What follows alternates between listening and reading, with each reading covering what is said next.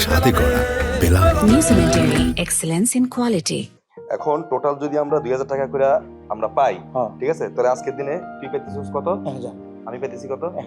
মালিপক্ষ সম্ভবত নতুন ইয়াং কাউকে আপনার পোস্টে ইতিমধ্যে সিলেক্ট করে ফেলেছে। এই তুমি কি বলছো বলো তো আমাকে? তুমি বলছো যে বাইরে থেকে কোনো লোক আসেনি, ঘরের লোক চুরি করেছে। তুমি কি বলতে চাচ্ছ? আমাদের ফ্যামিলির সবাই চোর? আমার কিছু বলার নাই বৌমা, আমার ছেলে মেয়েদের আমি ঠিক মতো মানুষ করতে পারি নাই, সেই জন্যই আজকের মতো এই দিন আমাকে দেখতে হলো। কখনো সম্পর্ক ভাঙে, কখনো গড়ে,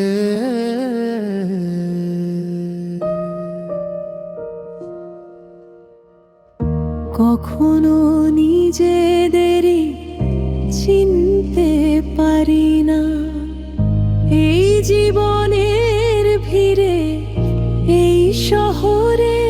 হাসি কান্না বিশ্বাস অবিশ্বাস সব কিছুর পরেও হাত ধরি আমরা,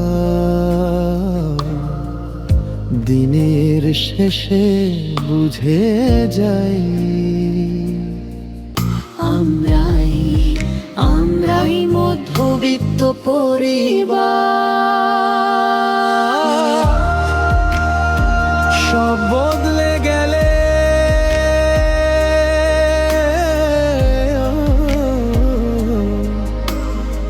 থেকে যায়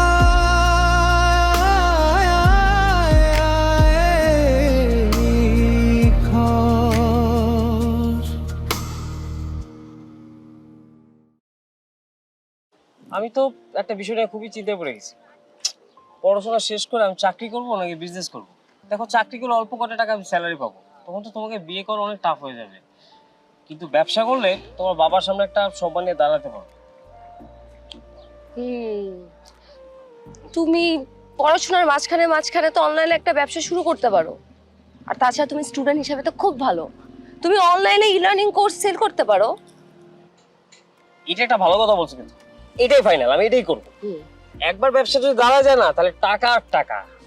আর তুমি এত প্যারা কেন নিচ্ছ আমি বুঝতে পারছি না। শোনো, সিনেমার গল্পের মতো আমার বাবা কিন্তু আমাকে বিয়ের জন্য প্রেশার দিচ্ছে না, আর আমিও না তোমাকে প্রেশারাইজ করছি না আমাকে বিয়ে করার জন্য। আগে নিজে সেটেল হও, পড়াশোনা শেষ করো, তারপর বিয়ের জন্য লম্বা একটা সময় আছে। ততদিনে আমি যদি বুড়া হয়ে যাবো না, এটা গ্যারান্টি তো কেউ দিতে পারছে না। শোনো, আমার তোমার সাথে একটা সিরিয়াস কথা আছে, তুমি কি একটু সিরিয়াস হবা? আচ্ছা ঠিক আছে, এই যে সিরিয়াস হইতেছি, বলো। আচ্ছা শোনো, আমার কিছুদিনের মধ্যে আব্বুর সাথে একটু সিঙ্গাপুরে যেতে হতে পারে। তোমরা বড় লোকরা ঘুরতে সিঙ্গাপুর যাবা কেন? তোমরা দিনাজপুর যাও, রংপুর যাও, এইসব জায়গায় যাও, সিঙ্গাপুরে কেন যেতে হবে? মানে এই তোমার সিরিয়াস হবার নমুনা? তোকে বারবার বললাম একটু সিরিয়াস হও, তোমার সাথে সিরিয়াস কথা বলবো। আমি কি বলছি আমি আব্বুর সাথে সিঙ্গাপুরে ঘুরতে যাচ্ছি? তাইলে ট্রিটমেন্টের জন্য আব্বুর। কি কি হয়েছে? তেমন কিছু হয় নাই, রেগুলার চেকআপ।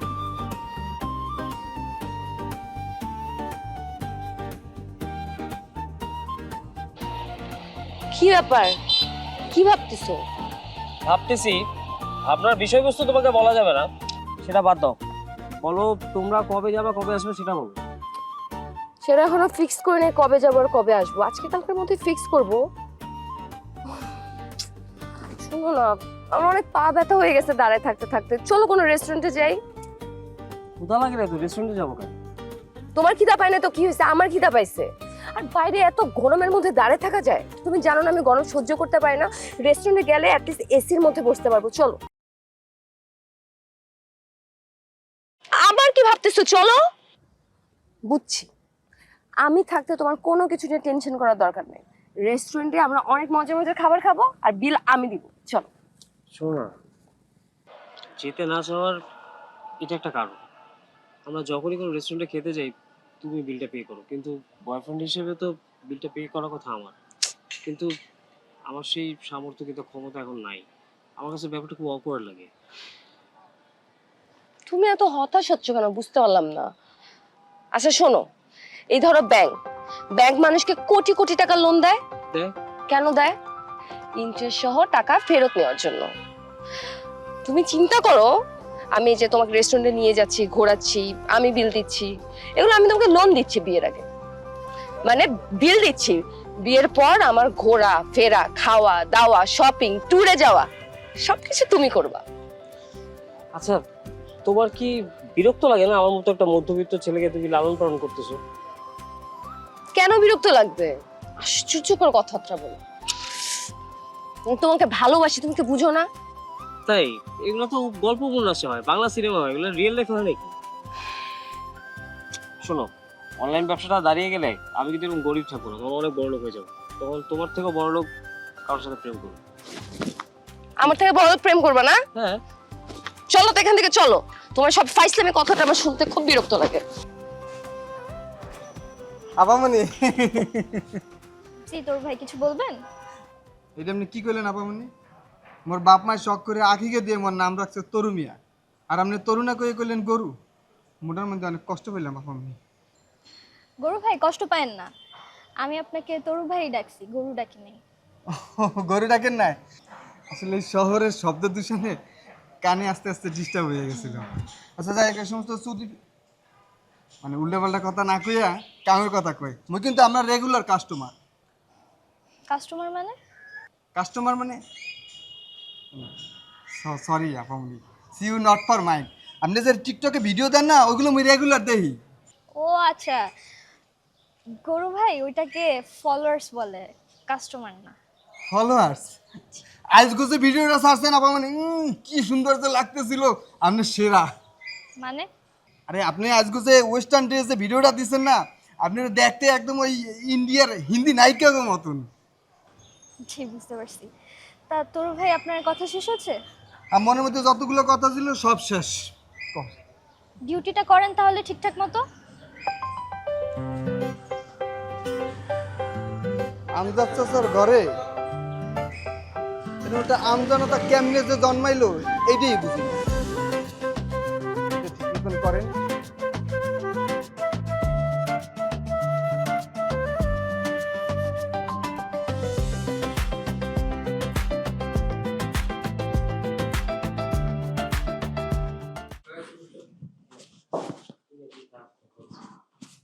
রুতু বাবা হা করো। আচ্ছা আম্মু, আব্বু কোথায়? আমরা সবাই নাস্তা করতেছি, আব্বু নাস্তা করবে না? তাই তো আম্মা, কি ব্যাপার, আব্বা কই? আব্বা নাস্তা করবে না? আর সকাল থেকে তোর আব্বার শরীরটা খুব খারাপ, মন খারাপ, কথা বলছে না, অফিসে যাবে কিনা সেটাও বোঝা যাচ্ছে না। কালকে রাত্রে অনেক বাজার করেছে। আমার শোনেন, আপনাকে একটা কথা বলি। আব্বার যে বয়স হয়েছে, আপনি একটু আব্বাকে বোঝান।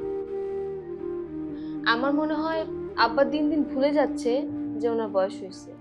এই যে দেখেন না, বয়স বাড়ার সাথে সাথে ওনার রাগ অভিমান যেভাবে বাড়ছে দিন দিন, এগুলো ঠিক না। ভাবি, রাগ কার নাই? এই যে আরিশকে যদি আমি কাগজে উড়োজাহাজ বানাই না দিই, ও আমার উপর রাগ করে। তারপর এই যে আয়েশাকে যদি স্কুলে না নিয়ে যাই, ও আমার উপর রাগ করে। তারপর তোমার পক্ষে যদি দুইটা কথা না বলি, তুমিও রাগ করো, তাই না যাচ্ছু? হয়েছে, খাওয়ার টেবিলে আর কথা বলতে হবে না। আয়শা, যাও তো তোমার আব্বুকে ডেকে নিয়ে আসো, তুমি গেলে না করতে পারবে না। থাক, আমার আম্মা জানের কষ্ট করে আমাকে ডাকতে যেতে হবে না। চলে আসছে আব্বু। আমি নিজেই চলে আসছি।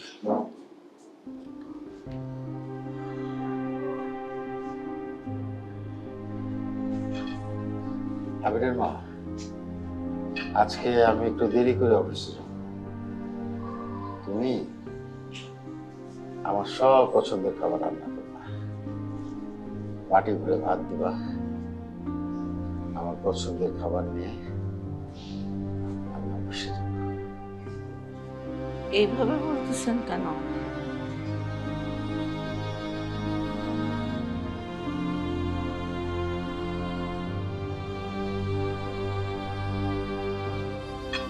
আজকে আমার অফিসের শেষ দিন। এরপর থেকে আমাদের অফিসে যেতে হবে। তোমাকে আর কষ্ট করে যত্ন নিয়ে টিফিন টেবিলে খাবার দিতে হবে।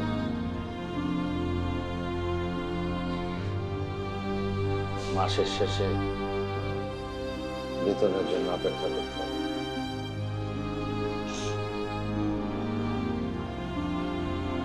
বাজারের সবচেয়ে বড় ইলিশ মাছটা নিজের উপার্জনে কেনা হবে।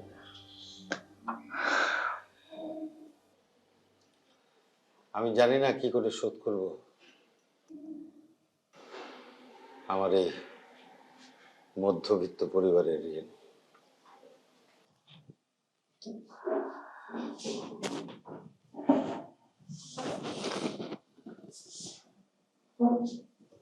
আব্বা, সবকিছুর তো একটা শুরু আছে, শেষ আছে না?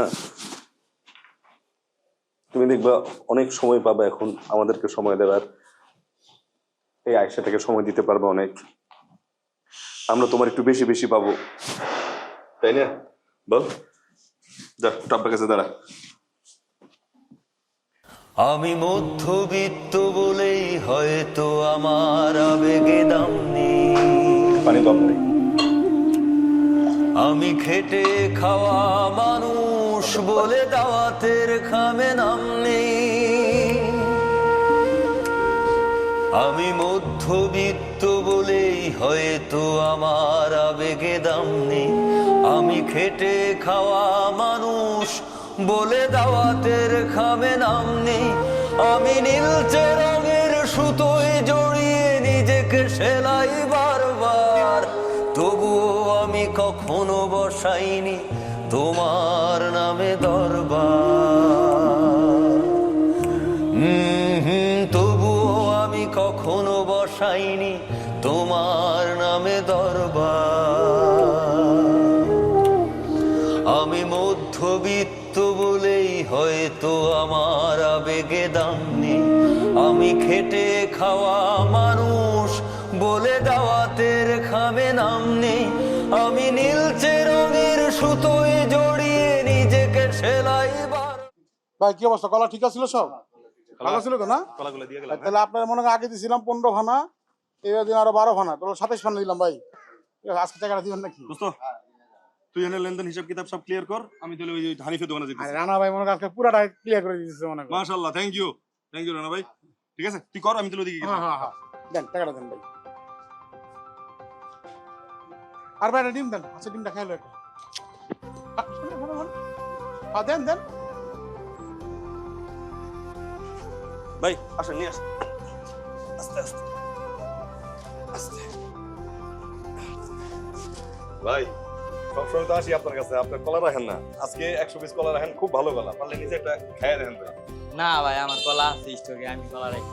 ভাই আমার কলা খুবই ভালো হইব, 100 পিস রাখেন, বিক্রি হয়ে যাবো ভাই। আরে ভাই লাগবো না, আমার স্টকে কলা আছে। ভাই আপনি অন্তত পক্ষে 50 পিস রাখেন। আমার কথা শুনেন, মানে মানুষ কলা খাইবো, কলা রুটি দিয়ে খাইবো, বিস্কুট দিয়ে খাইবো, তারপরে চা খাইবো, আমি 50 পিস দিই। আরে না ভাই, বললাম যে আমার কলা আছে, আমি রাগ করে না, আমি তো সবসময় আসি, আমার সম্মান রক্ষার্থে আপনি 1 ডজন কলা নেন। না ভাই লাগবো না ভাই, আমি বললাম না আমার কলা আছে, জানতো ভাই, বিরক্ত করেন না, জান দিবেন না?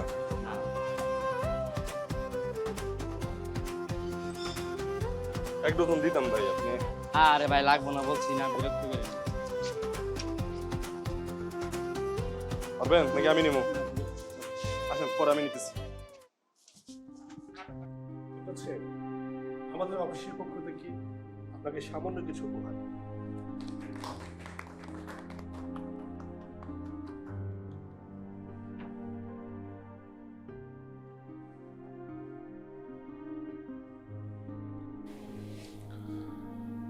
যদিও বলতে খুব কষ্ট হচ্ছে, তারপরেও বলি যে সবাইকেই একদিন চলে যেতে হবে, এইটাই নিয়ম। আজকে এই অফিসে আমার শেষ দিন। অফিস কর্তৃপক্ষ চেয়েছিল আনুষ্ঠানিকভাবে আমাকে বিদায় জানাতে, কিন্তু আমি চেয়েছিলাম সাদামাটা ভাবে আমার শেষ দিনটা শেষ করতে। আজকে আমার এই অফিসের শেষ দিন। আপনাদের সাথে দীর্ঘদিন কাজ করেছি। আমার কোনো কথায়, আমার কোনো আচরণে যদি আপনারা কষ্ট হয়ে থাকেন তাহলে আমাকে মাফ করে দেবেন। আমজাদ ভাই, আমাদেরও যদি কোনো ভুল ত্রুটি হয়ে থাকে আপনি আমাদের ক্ষমা করে দিবেন, আর আমরা আপনাকে খুব মিস করব। আমাদেরও ক্ষমা করে দিবেন। আমি মধ্যবিত্ত বলেই হয়তো আমার আবেগে দাম নেই। আমি খেটে খাওয়া মানুষ বলে দাওয়াতের খামে নাম নেই। আমি মধ্যবিত্ত বলেই হয়তো আমার আবেগে দাম নেই। আমি খেটে খাওয়া মানুষ বলে দাওয়াতের খামে নাম নেই। আমি নীলচে রঙের সুতোয় জড়িয়ে নিজেকে সেলাই বারবার, তবুও আমি কখনো বসাইনি তোমার নামে দরবার। তবুও আমি কখনো বসাইনি তোমার নামে দরবার। আমি মধ্যবিত্ত বলেই হয়তো আমার আবেগে দাম নেই। আমি খেটে খাওয়া মানুষ বলে দাওয়াতের খামে নাম নেই। আমি নীলচে রঙের সুতোয় জড়িয়ে নিজেকে সেলাই বারবার, তবুও আমি কখনো বসাইনি তোমার নামে দরবার। তবুও আমি কখনো বসাইনি তোমার নামে দরবার। তুচ্ছ করেছো আমায় তুমি, পুড়িয়ে করেছো ছাই, তবুও আমার পুরোটা জুড়েই তোমায় দিয়েছি ঠাই। তুচ্ছ করেছো আমায় তুমি, পুড়িয়ে করেছো ছাই, তবুও আমার পুরোটা জুড়েই তোমায় দিয়েছি ঠাই। তুমিও হয়তো ভালোই থাকবে, গড়বেই সংসার, শুধু আমার সুখের লাল গালিচায় কষ্টের সমাহার। শুধু আমার সুখের লাল গালিচায় কষ্টের সমাহার। আমি মধ্যবিত্ত, আমি মধ্যবিত্ত, আমি মধ্যবিত্ত, আমি মধ্যবিত্ত, আমি মধ্যবিত্ত, আমি মধ্যবিত্ত, আমি মধ্যবিত্ত, আমি মধ্যবিত্ত।